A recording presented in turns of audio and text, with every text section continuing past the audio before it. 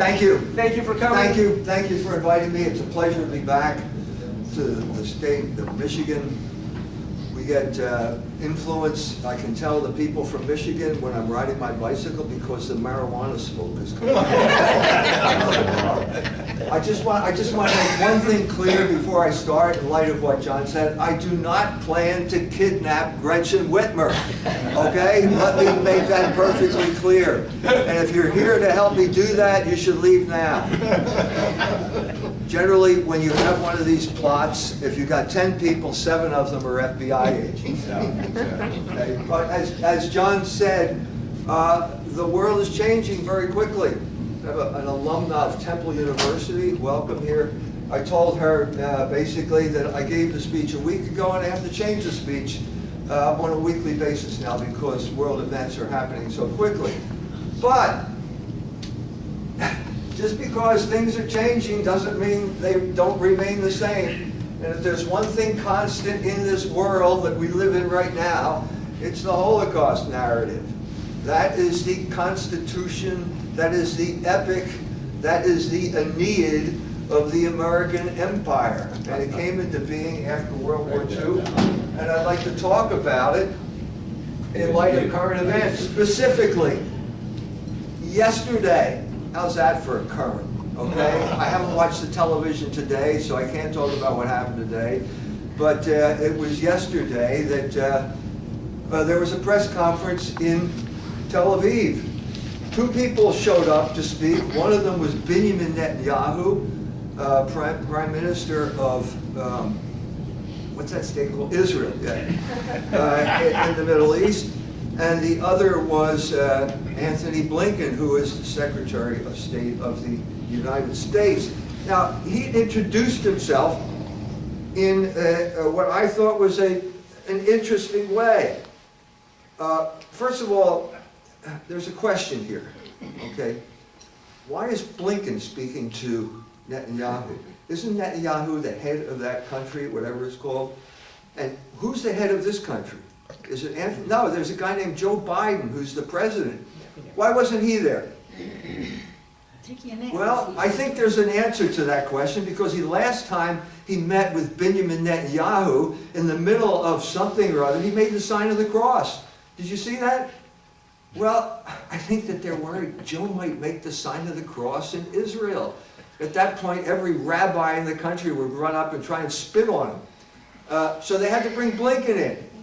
Okay, but there's a problem with Blinken, and the problem came out almost immediately because he said, you know, in real heartfelt tones, you know, that he introduced himself as not only the United States Secretary of State, but also a Jew. Is there something wrong with this? Is it just because I'm an anti-Semite that I see there's something wrong with this here? Does anyone remember the Camp David Accords? It's not that long ago, but at this point there was a president by the name of Jimmy Carter who, no matter what you think of him, I think was actually in control to some extent of what was called the Carter administration. And he saw himself as a broker. There was a time when the United States was considered an honest broker when it would come to conflict throughout the world. Whether that's the case or true or not, that's beside the point. But that's how Carter saw himself. And so he stood between Menachem Begin and Anwar Sadat. Menachem Begin was the prime minister. Speaking of Joe Sobran, he used to say, how do you address a terrorist in Israel? And the answer is, Mr. Prime Minister. Menachem Begin was a terrorist in the Stern gang. But let's not talk about that. Let's not bring it up. We're going to talk about the United States as the broker. That's gone. That is gone because now the so-called Biden administration is run by 457 Jews. They totally dominate the Biden administration, and they like the fact that Biden is non compos mentis because they can control him, except if he makes the sign of the cross. Don't make the sign of the cross, Joe, you're in Israel. They don't know what he's going to do. And so Blinken comes in and immediately blows up his own operation. because nobody considers him an honest broker. Did anyone ever watch the speech? It's ridiculous. He's jumping right in and siding with the Israelis. How are you going to bring about any type of compromise? How are you going to broker a ceasefire? How are you going to bring about peace in the Middle East if you immediately side with the aggressor? You can't. And that's the bind that the United States is in. It's been captured by 457 Jews, and that's only the executive branch. If we go to the legislative branch, I can bring this, you can probably remember the last time Benjamin Netanyahu showed up here. 27 standing ovations for Benjamin Netanyahu. This is like the greatest orator since Demosthenes. Oh no, it turns out that IPAC, the American Israeli Political Action Committee, was in the Congress, in the hall, taking notes. And if you didn't stand up and cheer 27 times, they would go after you and try and destroy your political career.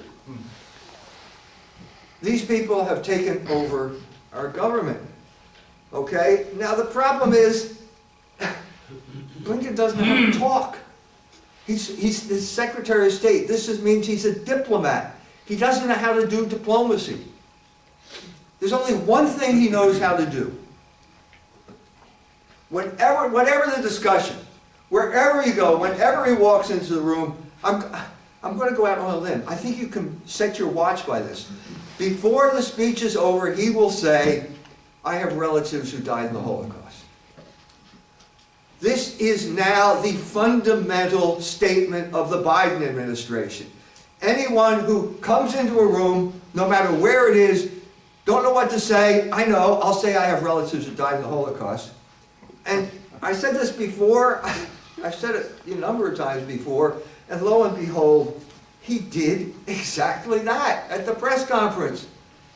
Am I a prophet or what? My grandfather, Maurice Blinken, he said, fled pogroms in Russia. If you want the explanation for the war in the Ukraine, that's the explanation. The Biden's minion all have grandfathers who talked about pogroms in Russia. Russia is a bad, unless it's the Soviet Union, which is run by Bolshevik Jews, then it's okay, but now it's not run by those people, and now we're back to the old Tsar problem of the pogroms and so on and so forth. So that's the way he starts off, but we know he's getting around. My stepfather, next sentence, Samuel Pizar survived concentration camps, Auschwitz, Dachau, Majdanek. So Prime Minister, I understand on a personal level the harrowing choices that the concentration camps carry for Israeli Jews and Jews everywhere. Well, where do you go from there, Tony? Are you going to run that by Hamas now? No, Hamas doesn't deserve to exist. By extension, the Palestinian people do not deserve to exist. And now we are prepared, we, the United States of America. Wait a minute, we? Did someone ask me for my opinion here? Does anybody in the room here feel represented by Anthony Blinken? We are going to stand shoulder to shoulder with the criminal terrorist regime of Israel and allow them to do whatever they want to the Palestinian people. And at that point you could hear the bombs falling already if you listened to what was going on. Now, there's something we need to talk about here. Okay, I've heard, you don't have new stories here. You've got the same story recycled over and over and over again. And when he said, talked about his his stepfather, there's a whole story there. He then, in another, he didn't go into this time, but he did go into it in another time. Now the other time was in June of this year. In May of this year, the Biden administration released the first U.S. national strategy to counter anti-Semitism, a document which President Biden claimed, quote, represents the most ambitious and comprehensive U.S. government-led effort to fight anti-Semitism in American history. Now, they had to issue a disclaimer on it, which said, the U.S. national strategy to counter anti-Semitism does not supersede, modify, or direct an interpretation of any existing federal, state, or local statute, regulation, or policy. In other words, it's not worth the paper it's written on from a legal point of view. But who cares? Who cares? As of this writing, obviously, it's not worth the paper it's written on. But who knows what it's going to be a year from now? Who knows what's going to happen with the Biden minion in charge of this operation?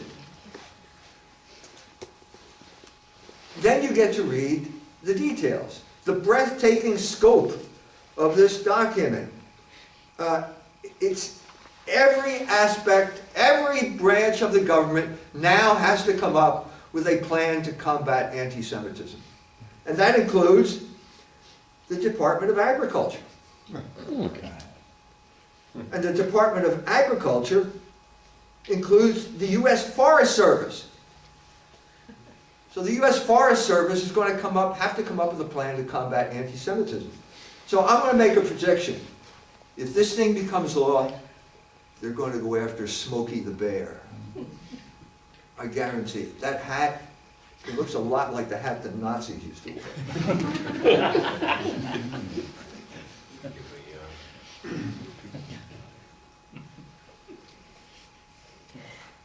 Now, in June, I would say 1 month after this, Anthony Blinken did a video in order to support this whole operation here.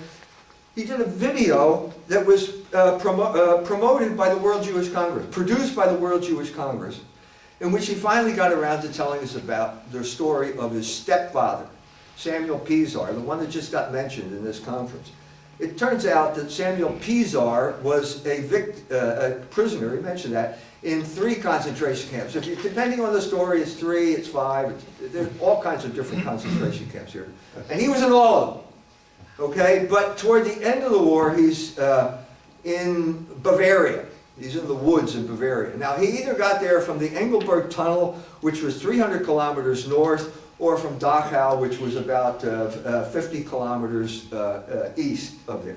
We don't know how he got there. You can go, if you read the Holocaust narrative, I have a chapter on this, and you can read, it depends on who he's talking to. The Stuttgarter Zeitung has one thing, CNN has another, the story changes all the time.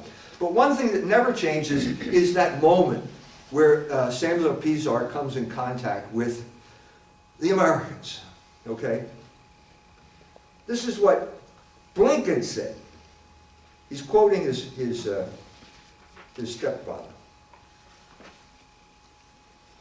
One day from their hideout, Blinken and his buddies, heard a deep rumbling sound and saw something that they dreamed of seeing but never imagined they would see. A tank. But instead of having the Iron Cross on it, it had the white 5-pointed star. As he got to the tank, as Pizar got to the tank, the hatch opened up, and a large African-American GI looked down on him. And he looked up at the GI and got down on his knees and said the only 3 words in English that he knew that his mother had taught him before they were separated. God bless America. Stop laughing. This is serious. The American GI reached down and pulled him up into the tank, into freedom, and into America. Now that's a touching story. Okay? There's only one problem with this story. It never happened. Now, who am I to say? Was I in the woods? No, I wasn't in the woods. How do we know that this never happened? Because they tried it once before. Okay, in 1993, there were problems in Brooklyn. We were having race riots in Brooklyn, and basically black people were beating up Jews in Brooklyn, and this got the people at PBS upset, and so they decided we have to do something about it, and so they put on a documentary called Liberators, in which they said that the 761st Negro Tank Battalion liberated Dachau. It's the same story. So when I heard Blinken, I thought, wait a minute, I remember this story. There's only this story, you can imagine. They pulled out all the stops. The premiere was in Lincoln Center. You had Jews and Negroes hugging each other. There wasn't a dry eye in the audience. It was touching.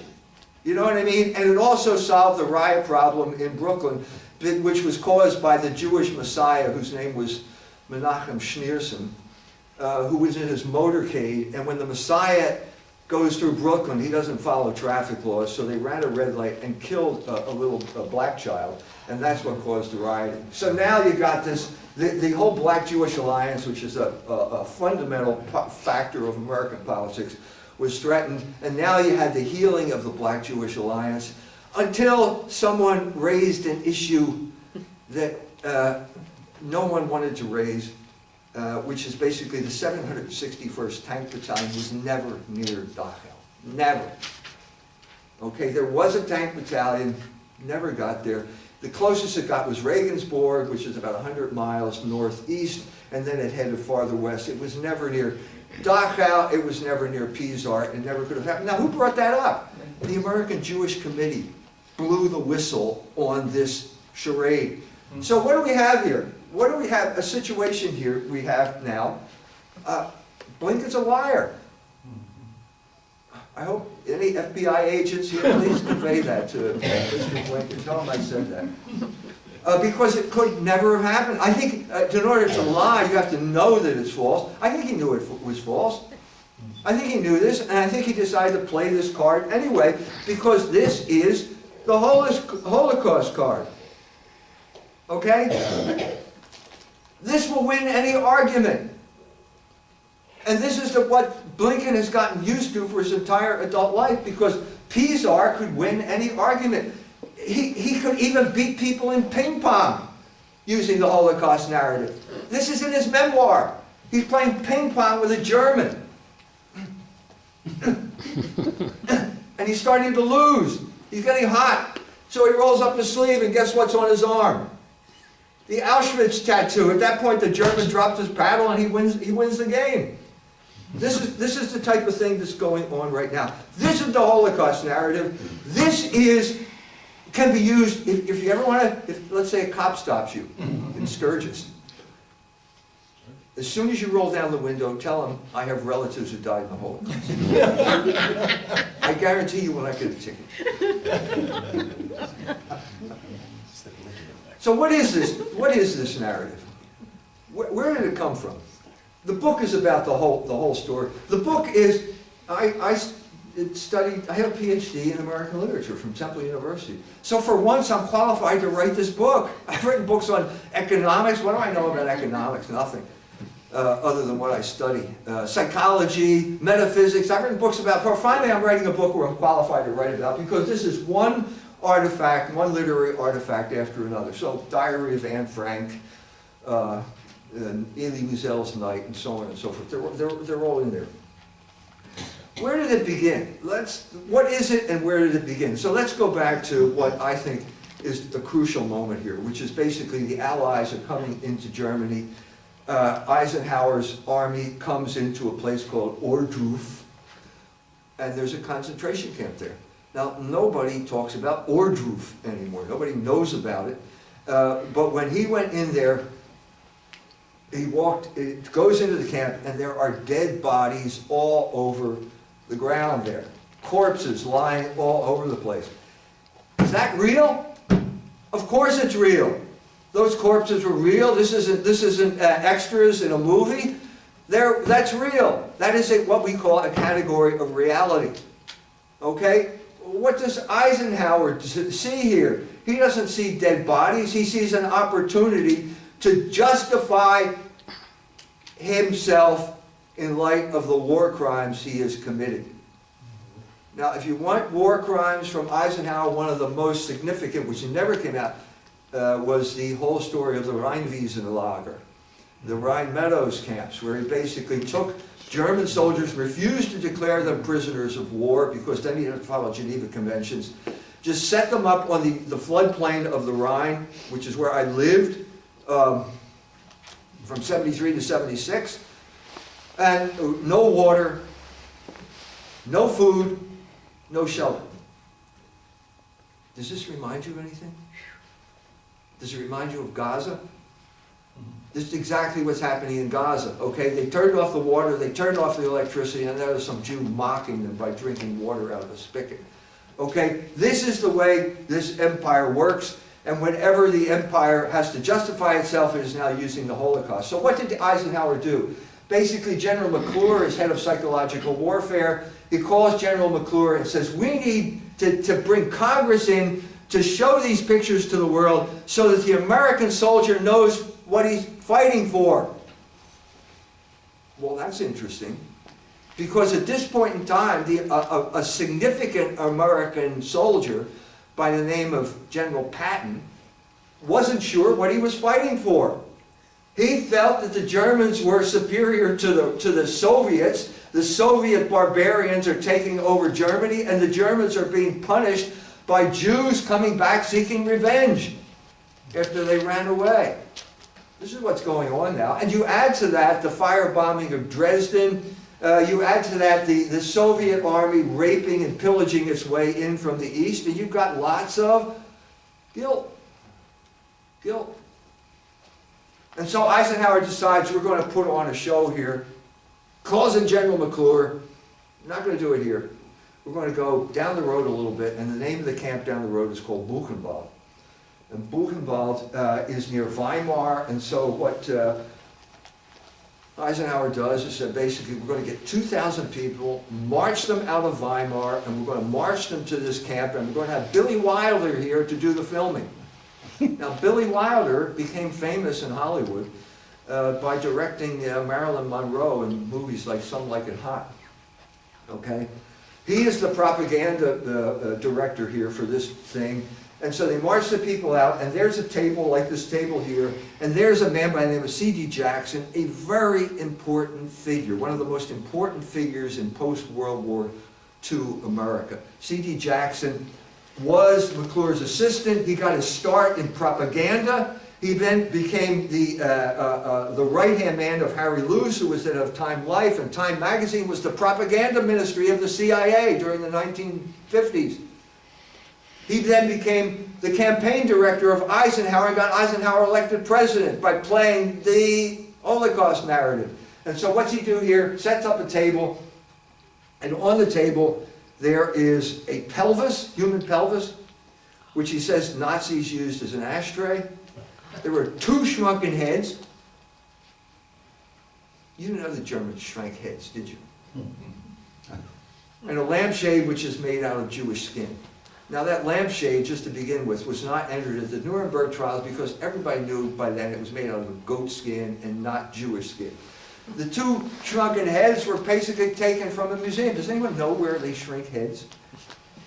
It's the Amazon rainforest. They have tribes there that know how to do that. Nobody in Germany knows how to shrink a head. I know. I know. I tried to do it myself. No one can tell me how to do it. That's the beginning of the Holocaust narrative. So what you have is basically a category of reality. They should have stuck with Ordroof because there were real dead bodies there. Instead, they create this cockamamie propaganda scheme that blows up in their face. Nobody, it's an embarrassment. Nobody will talk to you about that. Although maybe you still hear stories about Jews, you know, being turned into soap and their skin turned into lampshades. That stuff did not make it to the Nuremberg trials, which was a crooked operation to begin. 70% of the lawyers at the Nuremberg trial were Jews, who had all come back, spoke perfect German, and they were lusting for revenge against the German people. Okay? And so what you have here is a fundamental fact of life, which is basically whenever it gets embarrassing, it goes down the memory hole. There are categories of reality. I am not denying that people suffered in World War II. I am not denying that people died in concentration camps. I am not denying anything. I'm explicating. I'm an English professor. I'm explicating texts that created a narrative, and that narrative is the myth of the American Empire. It is the Aeneid. Remember Aeneas? put his father Anchises on his shoulder and carried his gods out of Troy, which was burning down, and took them to Rome and created the Roman Empire. This is a narrative like the Aeneid, although not written in as good prose as Virgil did. So, how does it play out now? I've already mentioned Biden's minion. A minion is the Jews you need to have a prayer service. One of the main members of Biden's minion, he's in the cabinet, is Merrick Garland. Merrick Garland is the Attorney General. You may have remembered, he's in the news lately. Not too long ago, Josh Hawley hauls him into the Senate and says to him, I have here a document saying the FBI is targeting conservative Catholics, pro-lifers. Is this true? And he goes, oh, no. Why are you saying that? I would never do something. Well, the document says you did. So why is the Justice Department targeting conservative Catholics? Well, Josh didn't do the really good job, because what you have to do is explain the dynamic here. What is the dynamic of the Right to Life movement? It's Catholics versus Jews. That's always what it's been. I know there are Protestants in the Right to Life movement. I know there are Catholic ladies who have had abortions, who refuse to repent for that sin, and so become part of the Democratic Party. They become something known as feminist. And they're the reason that Josh Shapiro got elected in Pennsylvania, a country that is more Catholics than Jews, certainly. So he didn't establish the dynamic. Well, we didn't have to do that. Garland did it for us. And so he shows up. The next guy, the representative from New Jersey, I forget his name now. He drags Garland back into the House, and he says the same thing. And this time Garland's got his back to the wall. What's he going to say? You tell me what is he going to say? What's he going to say? My parents. I have relatives who died in the Holocaust. Whenever you catch a Jew not doing his job, with his hand in the till, with his pants down, or whatever, he will say, I have relatives who died in the Holocaust. And that's exactly what he said. So he identified who he was. He identified the dynamic. And so it's out there in the open. I would never do that. I have relatives who died in the Holocaust. Now, this can be used for anything. As I said, if you stopped in Sturgis, use that as a line. You won't get a ticket.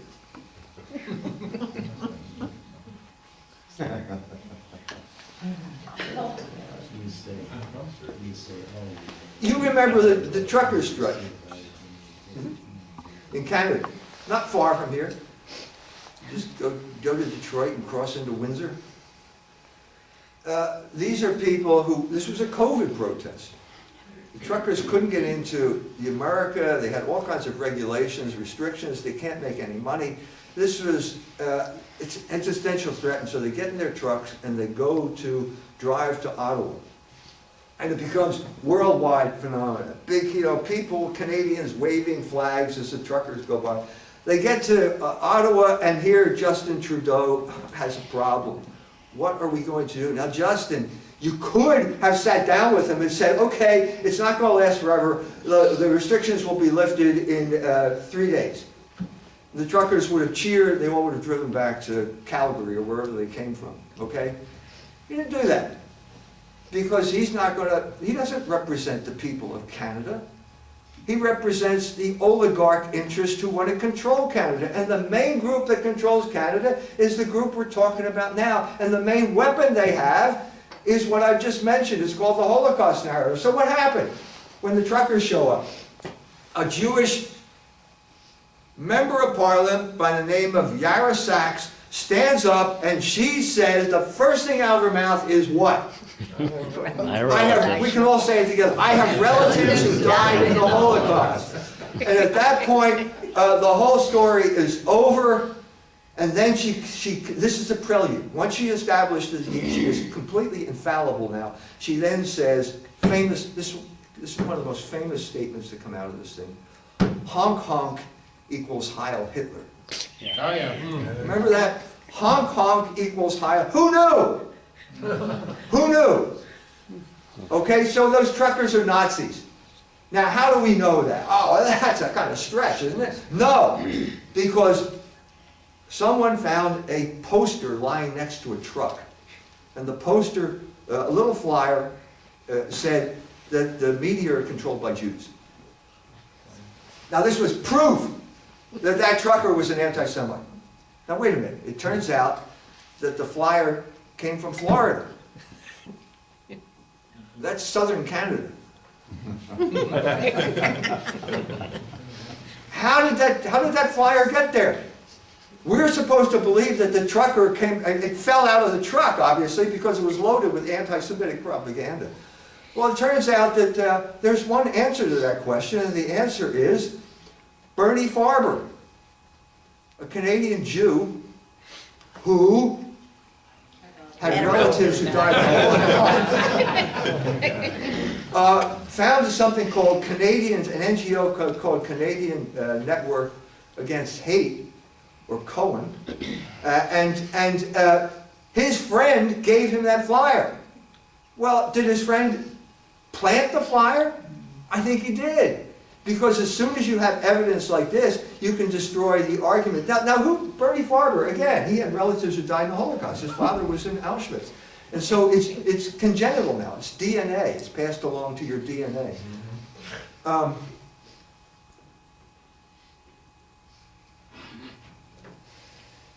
He's not the only Canadian who did this. What happened after Roe versus Wade was overturned is we found out that abortion is a fundamental Jewish value. Nobody knew that before that. Now we know, 400 Jewish organizations said it. Now we know the Jews do not worship Yahweh, they worship Moloch because that's child sacrifice, okay? There was a man in Canada. The only reason, we have two reasons why abortion is legal in America. It became legal, and both of them are Jews. Bernard Nathanson and Larry Lader. They are the people who created abortion in America. There was one Jew in Canada. It only took one Jew to do it, and his name was Bernard Morgenthaler. And when he would set up illegal abortion clinics all over Canada, and whenever the cops would come to arrest him, roll up that sleeve, and there's the Auschwitz tattoo, and that made him impossible to arrest. So he didn't have to say he had relatives who died in the Holocaust. I was in Auschwitz. I have the tattoo. It's exactly what Samuel Pizar did when he played when he played ping pong. Okay? This is now being used to justify genocide in Gaza. Now, you can read the story here. It's in the book of the Jews that came back after the war was over, lusting for revenge. They had a plan. The plan, the group was called Nakam, which I think is the Hebrew word for vengeance. And they had a plan. They were going to poison the water supply of Nuremberg. Ah, well, that's interesting. Because they wanted to punish the German people. Now, the Jews were, you think, this sounds like the old canard of Jews poisoning wells in the Middle Ages. But this time, they're so proud of it, they make a movie out of it called Plan A. You can check out Plan A. And Plan A is about this plot. Now, at a certain point, they did not do this. It's not because they didn't want to kill as many Germans as they wanted, because after all, 6 million people died. 6 million Jews were killed in the Holocaust. So it was only fair if you kill 6 million Germans, right? Now, the fact of the matter is that 11 million Germans were killed during the ethnic cleansing of the East and so on and so forth, but they wanted 6 million more. The reason they didn't do it was logistic, not moral. There's no morality functioning here. And so what they did, I know, we got a concentration camp now. The people in the concentration camps are all former German soldiers. I know. Moishe, I got an idea. We'll poison the bread. And this is what they did. They smeared arsenic on the bread, but only 500 German soldiers died. This is the type of people we're dealing with here. There is no moral constraint here. They don't know what morality is. Why is that? Well, I wrote a book on this too. It's called The Jewish Revolutionary Spirit. Morality is called practical reason. Reason, the Greek word for reason is logos. Jesus Christ was a logos incarnate. The Jews killed Jesus Christ. That means they are in rebellion against logos in all of its forms, which means the order of the universe, which means that they are revolutionaries. That's what they've been for 2,000 years. They're only happy when they're overthrowing the social order of any country that allows them in. And one of the basic ways to overthrow that social order is promoting sexual liberation and abortion and all the other type of stuff, and they'd be behind all of this type of stuff here. That's what's been going on for longer than, well, you can read the book. 2,000 years, depending on how many, what you want to talk about. As I said, it's now being used to justify the ethnic cleansing and genocide of Palestinians in Gaza. No holds barred. Ben Shapiro, anybody know who Ben Shapiro is? He's a conservative, isn't he? Right. In disguise. Well, I think he just blew up his own game here, because that's what he tried to be. He showed up at South Bend, Indiana, at the, the annual Right to Life banquet, because he's pro-life, because that's part of being a conservative. So, needless to say, I went, and I'm the first one to ask a question, and I said, Ben, 400 Jewish organizations have said that abortion is a fundamental Jewish value. What are you doing here? These are all Catholics who have been in the trenches for 50 years. Do you ever talk to Jews about abortion? He said to me, they're not really Jews. They're not really Jews. Which he does all the time. One that finally caught on with another Jew, and he's calling Shapiro the Jewish Pope because he excommunicates anybody he doesn't like. So, Shapiro goes on Daily Wire and freaks out. And he begins by calling for the extermination, his word, quote, of some of the most demonic, evil pieces of human excrement to ever walk the planet. And then he goes on to say, this was the worst day for Jews since the Holocaust. And then he goes on to say, they are shooting babies. You got that wrong. They're not shooting babies, they're decapitating babies. You probably heard that story too. 40 Jewish babies in this kibbutz were decapitated. Horrible thing to do. Were they in incubators? Is this guy an FBI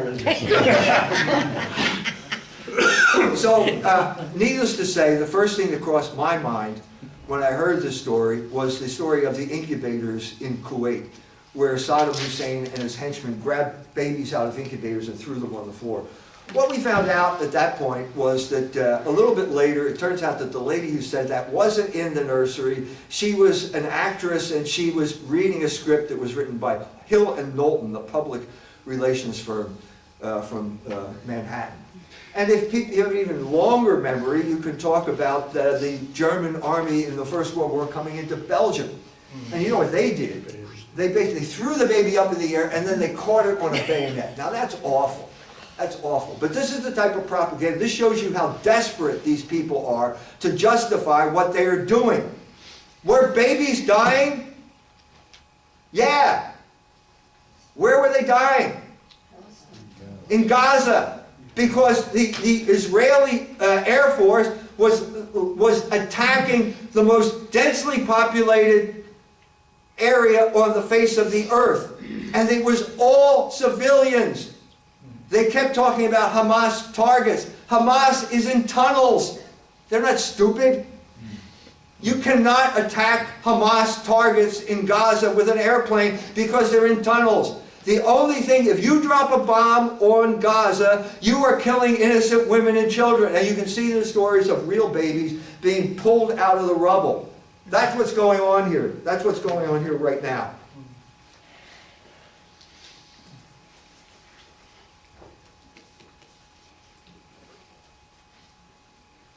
Now, to give him credit, Ben Shapiro is not the worst guy out there.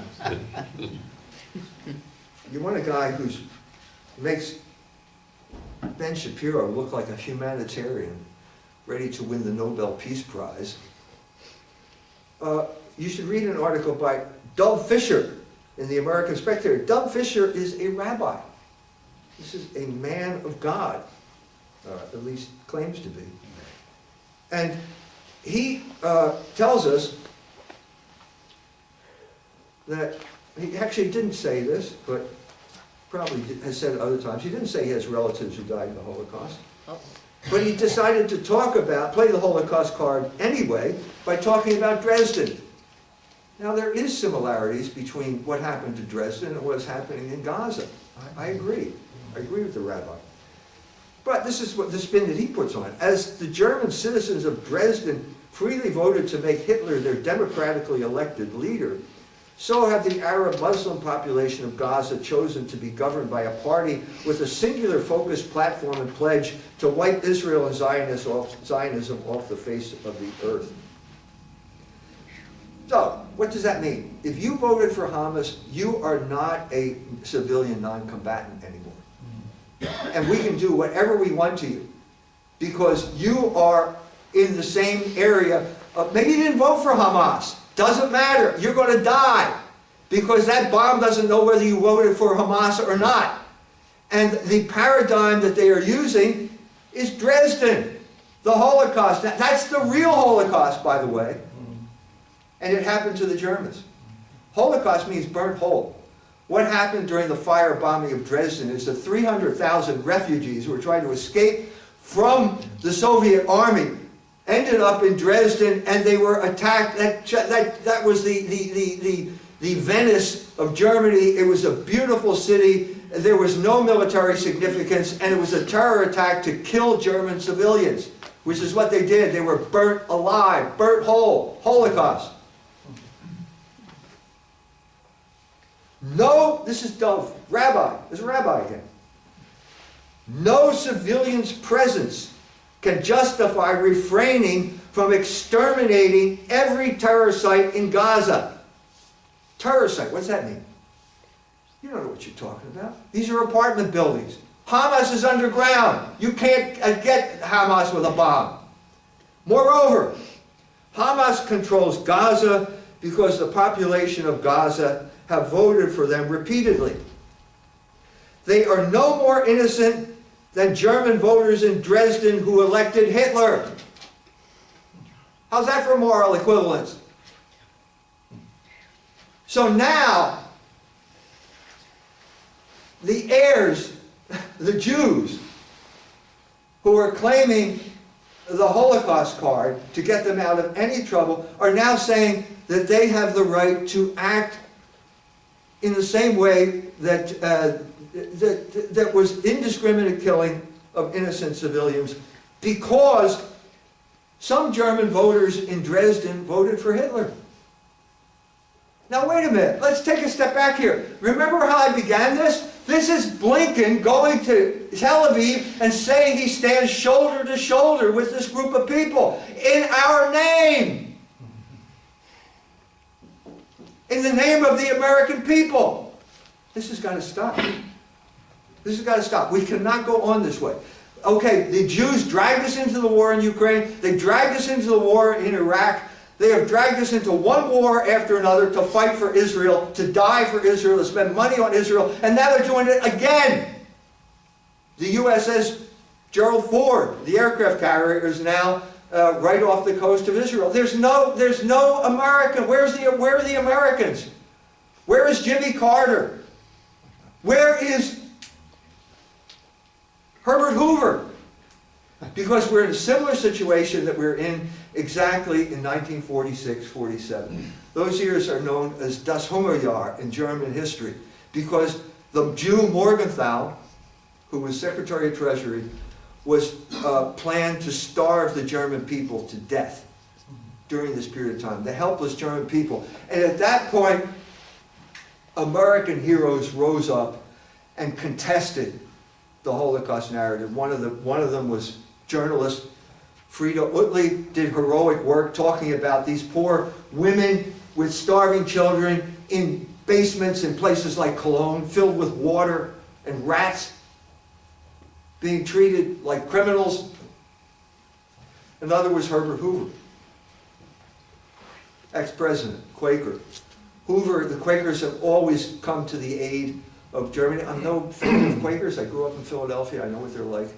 But this, I have to give them credit here. They saved the German people from starvation after World War I with the Quaker Speise, and they did it after World War II through people like Herbert Hoover. At this point, the WASP elite finally took control of the situation. They realized, look, if we let this Jew Morgenthau continue with his punishment, this is Jewish vengeance. This is Semitic vengeance. These are the words that Patton was using at this time. Semitic vengeance in letters to his wife. If we allow Semitic vengeance to be the basis of our foreign policy, the German people will welcome the Soviet Union with open arms, and we will lose all of Europe to the communists. And so the Morgenthau Plan was replaced by the Marshall Plan.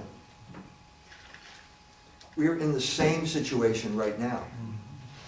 David Ignatius wrote an article saying Biden should not run. David Ignatius writes for the Washington Post. Everybody knows he's the mouthpiece of the CIA. What he's saying is Biden, what he's really talking about is the 457 Jews who have led us into this catastrophe in Ukraine, and now they're doubling down by leading us into another catastrophe in Gaza. And these people have got to be removed. We have to reassert American control over American institutions. Because if we don't, what's staring us in the face? Armageddon. Which brings us to the theological issues here. Rabbi Fisher is a dispensationalist. He said, God, where is that quote? God told Stalin and Roosevelt to create the Stalin to create the state of Israel. Rabbi Fisher tells us he has come to these conclusions because he puts his faith primarily in the God of Abraham, Isaac, and Jacob, who guided both Truman and Stalin to recognize Israel in 1948. God didn't do that. Anybody who thinks he did needs a course in theology. There is no equivalence between the Israelites and the Jewish people. No connection whatsoever. Not biological, not theological, no connection between the people who walked out of Egypt following Moses and the Polish criminals the criminals from Poland like Yitzhak Samir and Menachem Begin, who showed up and engaged in the ethnic cleansing of Palestine. Anybody who believes that is suffering from a disease called Christian Zionism and needs help. Oklahoma is a classic example of the schizophrenia of American politics. Oklahoma is firmly anti-abortion and firmly Christian Zionist. Figure that one out. Okay? So, why are they doing this? This brings us to the proximate cause of the invasion, the proximate cause of the uprising. The long-term cause is obviously the way they've been treating the Palestinians, the way the Israelis have been treating Palestinians for 75 years now. Ethnic cleansing, murder, it goes on and on and on. The proximate cause was shortly before this uprising, a group of 200 Jews invaded the Al-Aqsa Mosque. This is one of the most sacred shrines for the Muslim people, and it was a way, as a way of displacing the Arabs, not the Arabs, the Muslims from the mosque, driving them out of the mosque. Why is that important? What is the mosque built on? Dome of the Rock. On what? Dome of the Rock. Yes, but what is that? What is that? That big block of stones there. Where Abraham It's the temple. It's the foundation of the temple. This temple was destroyed in 70 AD. by the emperor, Roman Emperor Titus, because the Jews rose up in rebellion against Rome. I told you. Jesus said it. If you kill the Logos incarnate, you become a revolutionary. 30 years after the death of Christ, that prophecy was fulfilled. The Jewish revolutionaries now controlled the Jewish people, who define themselves as the opposite of the Jews who accepted Jesus Christ as their Messiah, who have been expelled from the synagogue, like St. Paul. And that temple was destroyed. What does that mean? The Jews have no way of expiating guilt now. For 2,000 years, they have no way of expiating guilt. So what did they do? Well, they project guilt onto you. So they say, when they say Hamas terrorists decapitated 40 babies, we know that's not true now. What do they mean? What they are really saying is Israeli airplanes have killed innumerable Palestinian babies. They're just it's reversal. They blame it. They blame the victim. The saying is, the Jew cries out in pain as he strikes you. That's what's going on here. This is, okay, it's work. You can say it kind of worked for 2,000 years. This is certainly what's going on with the Holocaust narrative. Whenever they say, I have relatives who died in the Holocaust, that means you're guilty. Oh, you're a Catholic. Oh, did you know that Catholicism was anti-Semitic? Did you know that the main source of the Holocaust is the Catholic faith? Did you know that? Gosh, I didn't know that. I guess you're right. That's the dynamic that's going on here. It's wearing thin. It's wearing thin with us, and it's wearing thin with them. And they are reaching a state of desperation. Desperation. Is this me? Is this anti-Semite from South Bend, Indiana, projecting his views onto the poor Jews? Well, I'll give you an example of the opposite. Former Premier Ehud Barak says, got credentials, okay, as an Israeli, as a Jew, has expressed concern about Israel's survival, saying the Zionist entity will cease to exist before the 80th anniversary of its 1948 establishment. In an interview with the Hebrew language newspaper, Barak said,